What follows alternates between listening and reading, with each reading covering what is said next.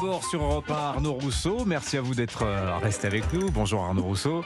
Pour écouter Gaspard Proust. Bonjour Gaspard. Bonjour, bonjour. Comment ça va? Super, surtout que vous n'avez pas remarqué un truc, Dimitri? Quoi donc? Ce silence depuis une semaine. Vous trouvez pas qu'au niveau de l'Elysée, c'est un peu la prairie de Bambi, là? Dehors, les autoroutes sont bloquées, les agriculteurs sont en colère et Manu n'a toujours pas parlé.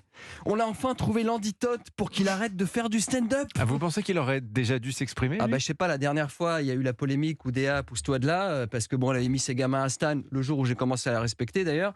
Lui, direct, il était là, il nous a fait un one-man show de 2 heures. Oui, je pense que ceci, cela, la France, l'Ukraine, le Proche-Orient, derrière. Hey, les journaleux, je sais pas si vous avez déjà remarqué, mais les outils en mer Rouge, vous trouvez pas que ça fait penser à cette chanson de Vianney? T'es où? T'es pas là? T'es où? T'es pas là? Bref, alors... Oui, je sais, haut de gamme. Non, mais Dimitri, logiquement, avec ce qui se passe, il aurait déjà dû faire 2 Bercy, les Enfoirés, la Starac, un Stade de France, une tournée des Zéniths. Et là, rien, on a trouvé le moyen de les sonoriser, on a trouvé sa kryptonite. Dès que le gars, il se met à parler, tu lui montres une image de tracteur sur une bretelle d'autoroute, baf, il se met en mode contemplation. D'ailleurs, comme par hasard, il était où? Eh ben, il était en Inde. Et voilà, le pays de la vache sacrée, comme une carte postale envoyée, tu vas voir. Mon Dimitri va nous revenir en sari avec un petit peu de poudre de curry sur le front. Va se mettre en position du lotus devant un barrage d'agriculteurs et va dire: les vaches, j'ai bien réfléchi. Fini l'élevage. Faut qu'elles se promènent en liberté, comme à Calcutta. C'est à elles de choisir leur karma et de décider en pleine conscience si elles veulent finir chez Charal ou chez Royal Canin. Alors, vous avez vu, Gaspard, que Emmanuel Macron a choisi une date symbolique pour visiter l'Inde. Le 30 janvier, date anniversaire de la mort de Mahatma Gandhi.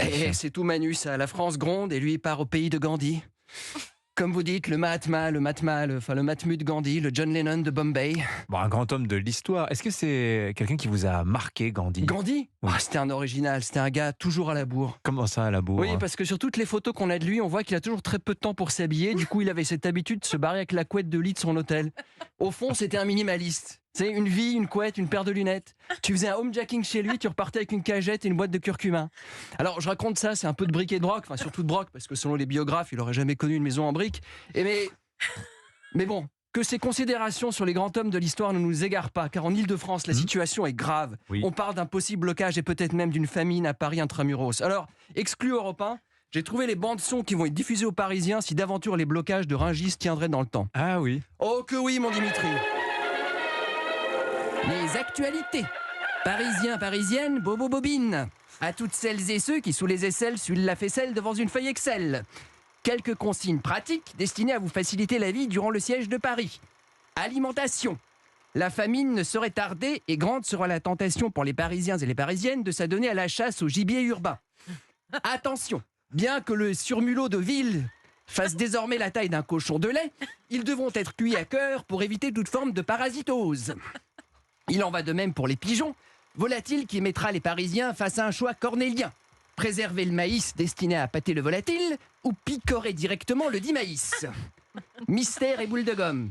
Afin de transformer rapidement les Parisiens et Parisiennes en chasseurs-cueilleurs de la piste cyclable, la mairie de Paris, reine de la braconnerie, lancera des ateliers spécifiques en confection de pièges pour attraper le petit gibier. Après Paris-Plage, l'opération Paris-Piège. À savoir, comment fabriquer un piège à collet, une tapette à surmulot solaire ou encore un piège à punaise de lit en macramé. D'ailleurs, à cette occasion, la punaise de lit sera désormais classée parmi les comestibles, sous le nom de plancton du soleil. Bien que la mairie de Paris ait annoncé qu'il sera bientôt possible de s'adonner aux joies de la baignade urbaine dans la Seine, elle trouve néanmoins un peu prématuré d'y plonger des corbeilles afin d'y pêcher des homards. Sécurité dans la capitale.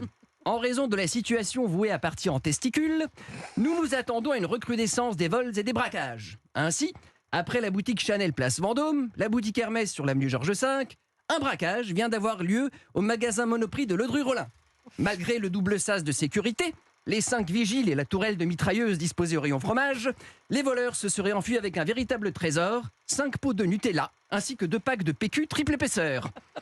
En parallèle, le Naturalia de la rue de la Boétie s'est fait subtiliser en plein jour 5 kilos de carottes, 2 kilos de navets, 4 kilos de courgettes et plus inquiétant, 200 grammes de pois chiches en boîte.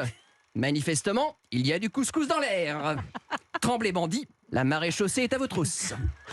Merci beaucoup Gaspard Proust pour ces actualités parisiennes. Vous devriez faire votre chronique avec cette voix-là. Vous avez une diction parfaite. Vous avez vu ça? C'est le seul moment où je fais pas de faute. Ouais.